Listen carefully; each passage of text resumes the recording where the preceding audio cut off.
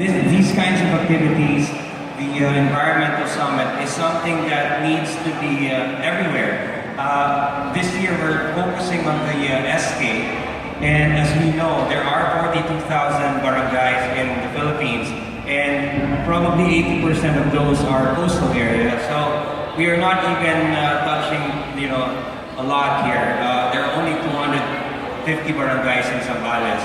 So definitely we would want to expand in other areas, and we look forward to bringing this to everywhere and together with our partners as well. Right. If you know anyone who's interested, you can connect them. Right? Other questions? Sir.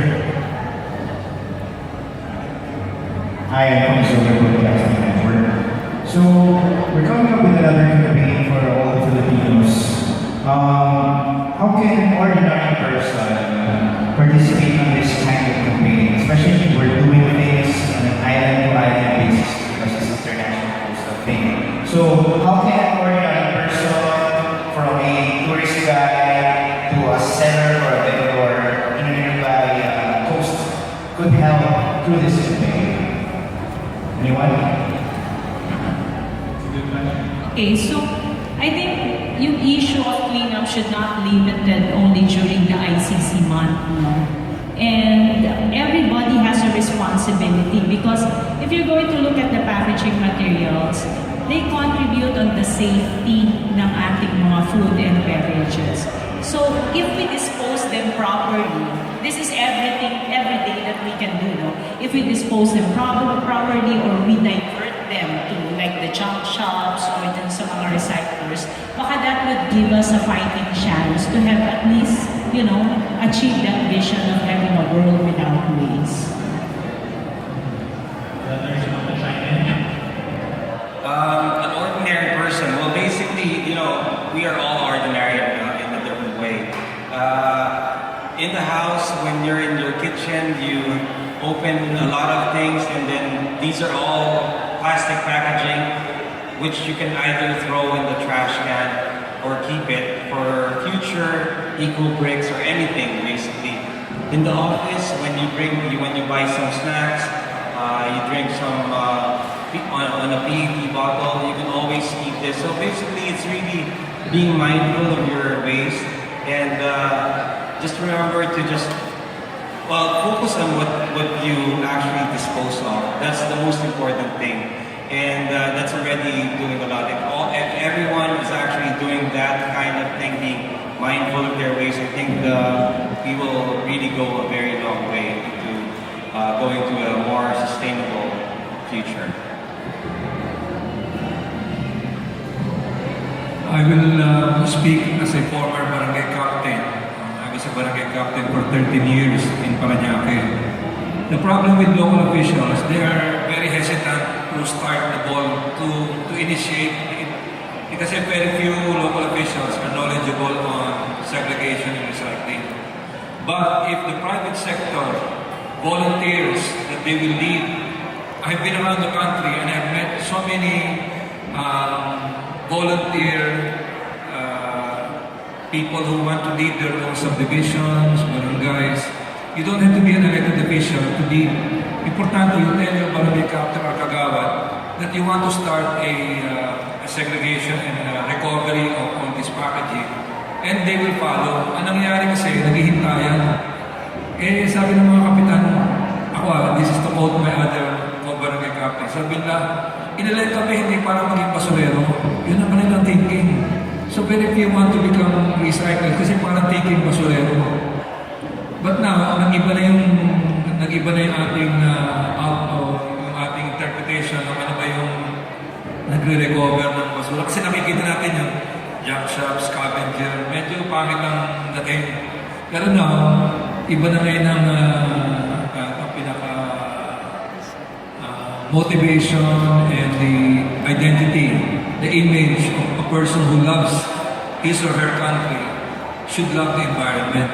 Kaya ngayon, ang dami kong kilala na talagang galing sa private sector ang initiative, and then saka na sumasakay yung mga local official. Yun ang sasuggest ko naman. Huwag nyo hintayin yung local official. Ayaw ko mag-suggest waste. Meron naman tinatawag na barangay solid waste committee. Sa city, meron tinatawag na solid waste board. Yun, maraming NGO component yun, o even private sector. Pwede kayo pumasok doon para sabihin kay mayor, kay barangay captain, we can do this. Takot sila kasi pag sila nag-umpisa and then nag-fail, it's a failure on their part. That's the setback.